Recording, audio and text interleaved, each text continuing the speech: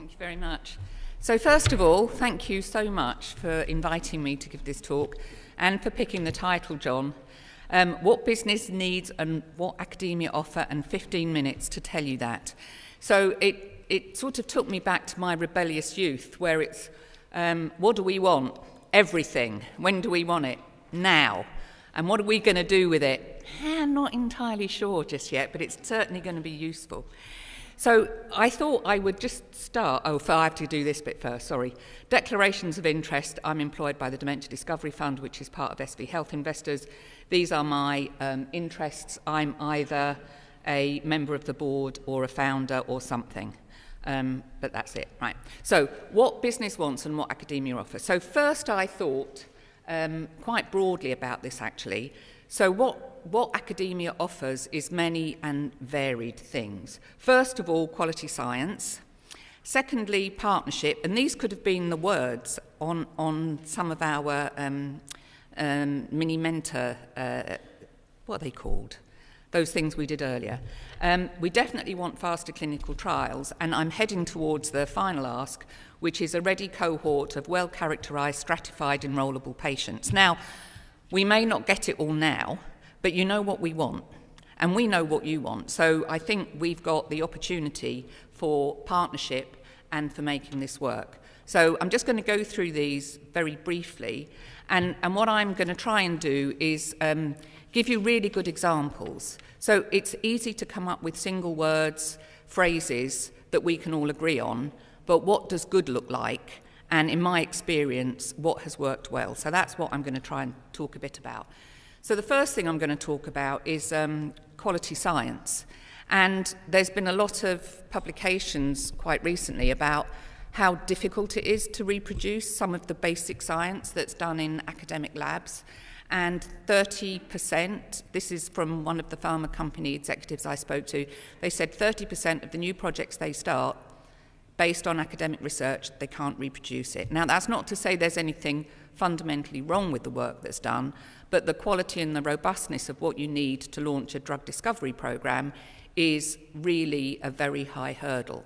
And so I'm going to say, as an example, where I feel this has worked really well is with the Drug Discovery Alliance, with the DDIs based in Oxford, Cambridge and UCL, and there you see the leader of that, John Davies, who's really the person that we work with the most. So when I talk about business, I'm talking about pharma, biotech, investors. You know, this is all different aspects of business. What I think is great about the Drug Discovery Alliance is there are academics and industry scientists working together. So if you're talking about partnership, it is partnership in the same lab with people from different backgrounds. And they take on the job of validating projects before they offer them to industry. And that is a whole level of quality that business doesn't have to worry about. And then they partner with investors and business and work together to make something of a company. So my example here is astronautics. This is my case study where we worked very closely with University College London. The idea came from the academics there. They validated the novelty of the approach, and we looked at the competition, what everybody else was doing. Then together we wrote a business plan with milestones, goals, funding, how the company would exit, what the commercial opportunity would be. It was presented to the Dementia Discovery Fund for investment, also to LifeArc, if anybody is here from there. And then we presented it, we got the investment, and then had to write all the legal agreements to start the company. That took 9 months, and it got a significant amount of investment, £6 million. So if you want to talk about partnership means working really closely together on really high quality science where people care about the same things and want to be successful. My second example of partnership is a really good one, I think. So if you remember back to yesterday morning, we were talking about genes and distribution curve and people at the worst end of the distribution curve where we identify the quantitative trait loci and the genes that are likely to be involved in dementia. We didn't talk about the people on the good end of the distribution curve, which is where we all want to be.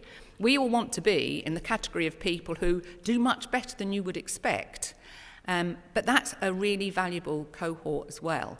So my case study here is a company called Alchimab, which I was also involved in the early days of putting together. And what this company has done is taken blood samples from people who have done so much better than you think they would have done. And when I say the company has taken blood samples, they haven't. They've partnered with really fantastic people, and some of you are in the room, who have blood samples from cohorts and understand something about the biology, something about the disease, partnered with Alchimab to explore those in more detail. So examples of this would be people who, are E4 should do really badly, but actually are much older and much healthier than you would expect. Or people with Huntington's disease who have more triplet repeats than they would want to have and yet are still relatively unaffected. So those people who do particularly well, why are they doing particularly well? Do they have a modifiable gene? Or, if we were lucky enough, do they have some kind of antibody present that helps them be protected against the normal course of disease that you might expect, the average course of disease? And how do we find those antibodies? Well, if you take blood and you do really, really high throughput, really deep sequences of the B cells, you can sequence the antibodies in there. And if it were random, you would not expect to see any common pools of antibodies present. But actually, you can see in the middle slide at the bottom that actually if you sequence individual repertoires very deep, you can see clusters. And some of those clusters are associated with people who are protected from the disease. So not only have you discovered something interesting about those people, you've identified the antibody, and the antibody could itself be the drug. So this is a very exciting company. It uses huge amounts of data, partnerships on sequencing as well as with academics, and they are now identifying antibodies that could be of relevance in therapy. So that's my example of what real partnership looks like. My third and last case study is around running better, shorter clinical trials. So this is what pharma and biotech business really need. And I'm going to take you back to 2019. And John, you may remember this when I tell you the story.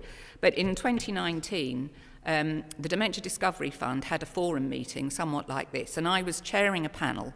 And the challenge to the panel is how do we run better, shorter clinical trials in dementia? And this was at the time when everybody sort of expected that it would cost multiple billions to run phase 3 studies, and it would take 5-7 years to do that, and it's just not sustainable. So the group that were speaking was, first of all, Kenan Mohammed from Oxford, who talked about patients and patient heterogeneity. Then John talked about deep data and the size of the research cohorts that we have, our ability to understand different elements in Alzheimer's disease. Then Craig Ritchie talked about clinical studies generally, and then Hugh Marston from Lilly fell off the back of the stage, climbed back up, so why we remember it, climbed back up onto the stage, and then showed a slide that really was pivotal for the whole program. So the concept was that if you could measure biomarkers to know whether drugs are working and how well they're working and how quickly the patient is declining, if you could do that frequently at home, you would be able to get information to run better clinical trials. So at the moment, you might take a set of measures pre-drug, 3 or 6 months post-drug, a year post-drug, 18 months post-drug. But what you really want to know and understand is the form function, the trajectory of any individual patient's disease, and whether the drug has the ability to change that. So if you look there where the blue and red lines are kind of expanded out, ideally when you're running a clinical trial, you want to be running the trial when you've got the earliest possible detection of a trend where you can see the change in patients and then the change produced by the drug. And then you've got the maximum opportunity to influence the outcome, but you want the signal to be big enough to know whether the drug works. And so we set about trying to flesh that out and put in place a group of scientists from pharma companies. So 5 pharma companies offered up a representative to sit on that group to design what this would really look like if you could do it, and what data did we need, and what sort of information would pharma companies be interested in. And so if you're making a product, you should be designing it with your consumer in mind. So this was designed by a group of pharma companies with the Dementia Discovery Fund with the purpose of running shorter, faster, cheaper clinical trials. And what we focused on was not the soluble biomarkers that we've heard about this morning and yesterday, because they're disease-specific.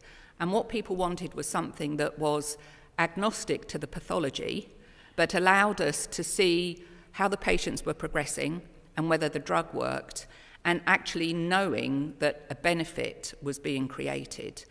So it's great to understand the pathology. It's really important if you're trying to make a drug.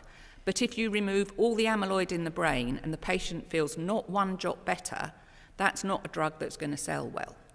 So we focused on those outcome and progression biomarkers. And the domains that were picked, well, I'll get to that in a minute.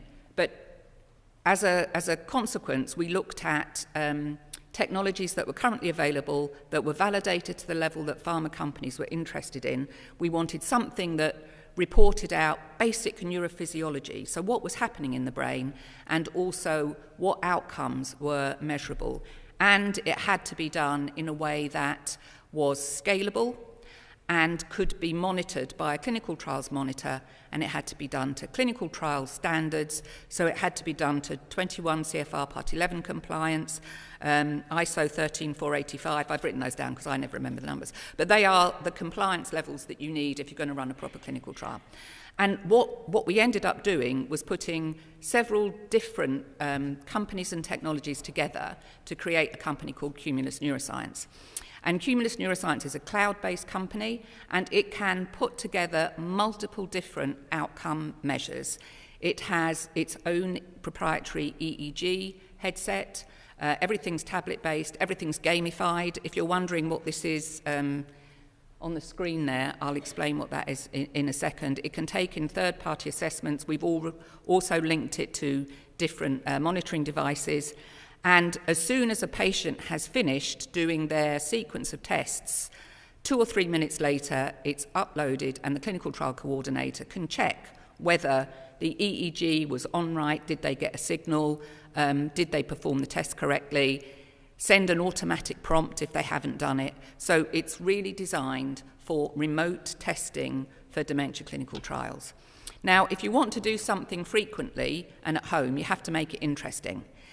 And the way that some things are measured, while very rigorous, are not terribly interesting. So if you measure P300, for example, it's normally, if you do it in a clinic, it's put this red dot over that green square. Well, that gets a bit tiresome after a while.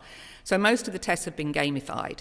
So this Shoot the Aliens game, which is running, actually takes those elements of measuring a P300 and puts it into a game. Now, the participant doesn't know which elements of the game are actually being measured. All they know is they're playing a game, and the data is encoded in it. So it's flexible, it's really good for patient monitoring, and we have studies ongoing. Now, the thing about pharma companies, and I've worked for 2 of them, is they want really high-quality data. They want levels of validation before they will invest, rightly, in spending large amounts of money in a clinical trial.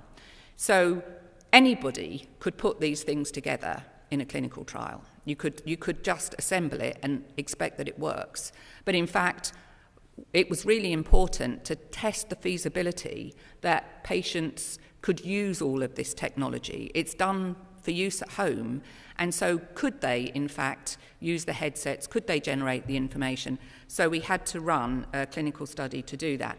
Now, when I heard yesterday that only 61 subjects had been in interventional clinical trials in phase 2 and phase 3, I was pretty amazed. And I'll be honest, I've been doing a lot of whinging about recruitment on the study that we've been running. But when I saw the data today, I've got to say, I have to change my view here, because it has taken us 9 months to get the study started, and that was all in contracting and setting up sites. But in the last 6 months, out of the 120 subjects, 60 control, 60 Alzheimer's that we need for the study, all but 2 have been recruited. And if you're saying, how come we could get 58 patients into our study and only 61 went into all the late-stage studies, and we're running this to absolute standard pharma quality, how did we get 58 patients in 6 months just in this one study? I have to say it's because of the quality and the partnership of the people who've been running the programme for us. So our PI now is one James Rowe, and our partners at Oxford with Keenan, who was on the original panel, has been fantastic. I'll just show you some of the data just as a quick look-see. This is real data just from one control subject, one Alzheimer's subject, and one frontotemporal dementia subject running in a different study. And so we're looking at EEG in the sort of yellowy brown colour. We're looking at learning and memory. And there's a section of tasks in there that are actually consolidated into each segment. And if you look for a couple of minutes, you'll see that there are obvious differences between this FTD participant and the AD participant. We've got language and speech in there. We've got face sensitivity in there in the little green section. We've got response speed and a variety of different learning things. So this is going to be presented at AAIC. I'm not really worthy to present it because I've done nothing other than help set the company up. But the CSO will be presenting it with a lot more information around it and a lot of really nice EEG data. So brings me to my last point, which I don't have a huge amount to say on because so many other people better qualified than me have spoken about this at the meeting. But I think we all agree there's still a gap in the scale we need to do. There's some fantastic initiatives around. So obviously we've heard a lot about DP UK and understanding the research, the quality, the science that sits behind anything you do in a clinical study is like really important. If you don't have the foundations right, you can't run a study. I'm just going to point out by Hermes, who have got 1,000 patients, really deeply phenotyped across many different measures. And of course, there's the EDON initiative. But to just create some question and dialogue, I'm going to put out this concept that we don't need to have centralised study centres. If you can measure stuff out in the field, people can do repeated measures at home. You can get 20 measures across 6 months, no problem at all. Why don't we do like we did during COVID? So I was a vaccination volunteer. We vaccinated thousands of people in Faversham Scout Hut, and the only thing it had to merit being there was had a really good Wi-Fi signal. So you could set up a pre-screening, bring your parent along, come yourself, understand, help with research. And if you are somebody who needs to be followed up, we can help redirect you. And if you would like to be interested in being in a clinical trial, this is clinical trial quality data that can be used as an entry and selection criteria for pharma. So if the UK could get it together to do this remotely and have thousands of patients characterised, phenotyped, then when my biotech companies want to run a study on 100 patients to get a good primary outcome on their clinical study, we would be able to say, absolutely, we can give you your 100 patients in 2 weeks. And that's the dream. And I leave that. And now you can pull that to pieces and ask me lots of questions. Last one, very important. These are the people that actually did all the work. So these are my colleagues at Alchemab who helped start the company, Astronautics and Cumulus. And Keenan was the PI, and now we have James Rowe, very fortunately. Thank you so much.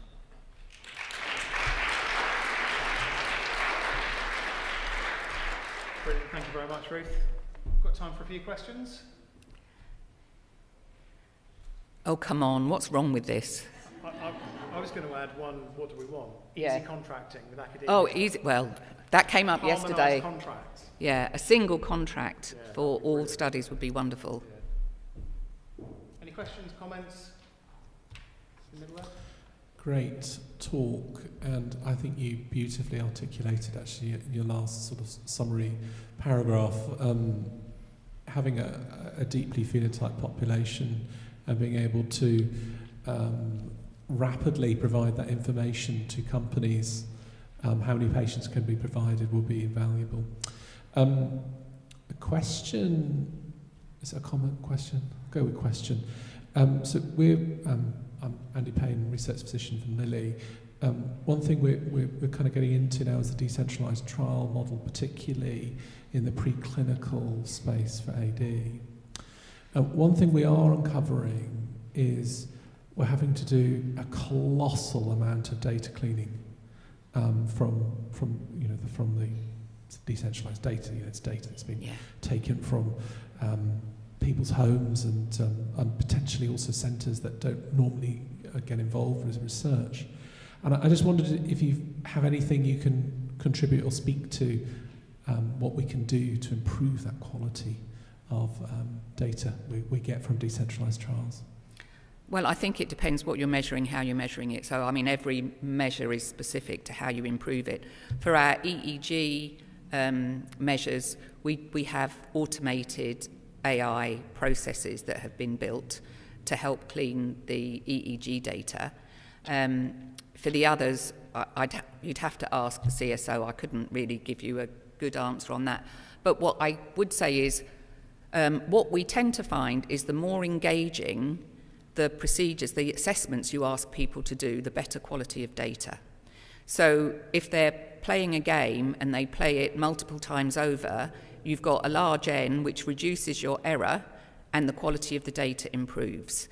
And the way that the studies are conducted, we have a burst sampling period at the beginning, so that gets rid of any improvement bias as patients get used to using the assessments. And then the quality of data you get thereafter, it just depends on natural variation in somebody's, cognitive ability, sleep, which we also measure. And is the answer to clean the data, or is the answer to just collect a lot more data over a period of time so you're describing a form function rather than having a large sample looking for a mean and a standard error around that. So I think it's a different philosophy. One other thing I think might be useful here is we really focused on progression and outcome, but of course, depending on what mechanism you're testing, you're going to want soluble biomarkers too, which you can now do at home with a finger prick, as you know, and you send it off and get it analysed. And along with these radar plots, I could imagine there being some kind of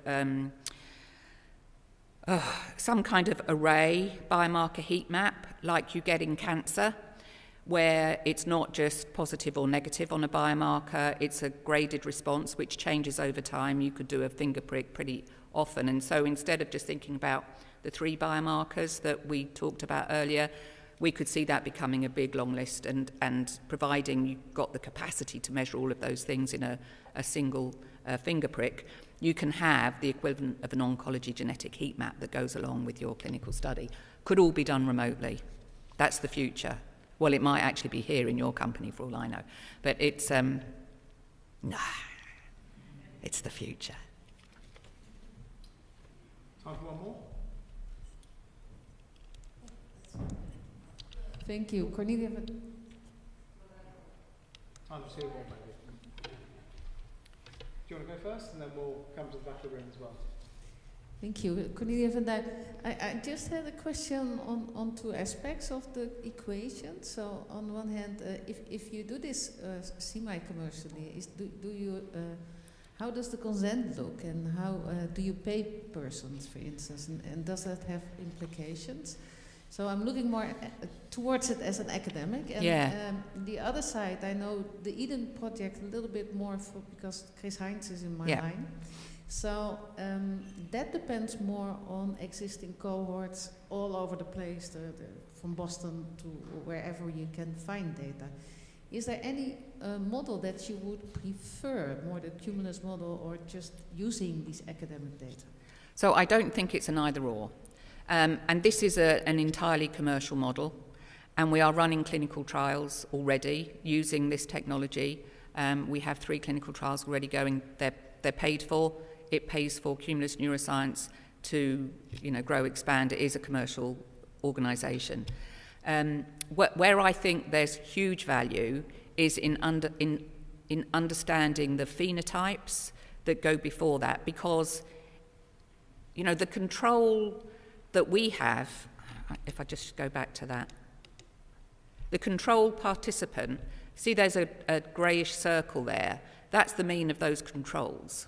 And this individual control is its deviation from that mean control. Do you see the bit I'm talking about? And the participants, we're measuring how far they deviate from their mean. But what are those means? Those means are based on a very small n.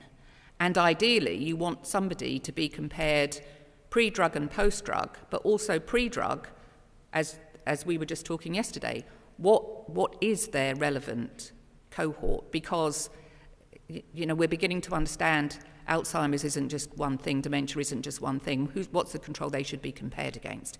So initiatives like EDON, like DPUK, without understanding the huge variation in phenotypes, this is not the ultimate quality that it could be.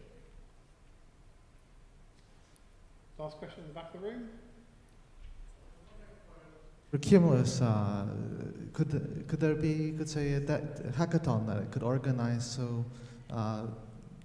data scientists could maybe provide some novel insight for it? So we're sort of doing that a little bit because actually the amount of data that has been generated here and is still being generated is massive.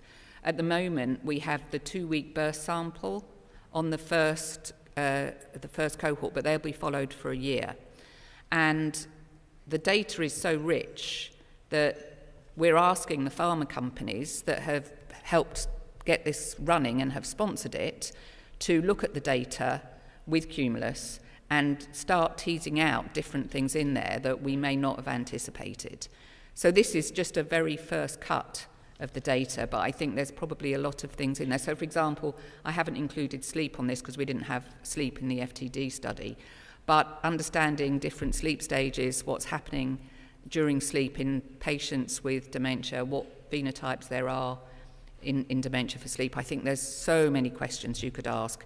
And this is a few subjects compared with what DPUK has. It's a trivial size database, really. Very good. Thank you very much. Thank you. Ruth.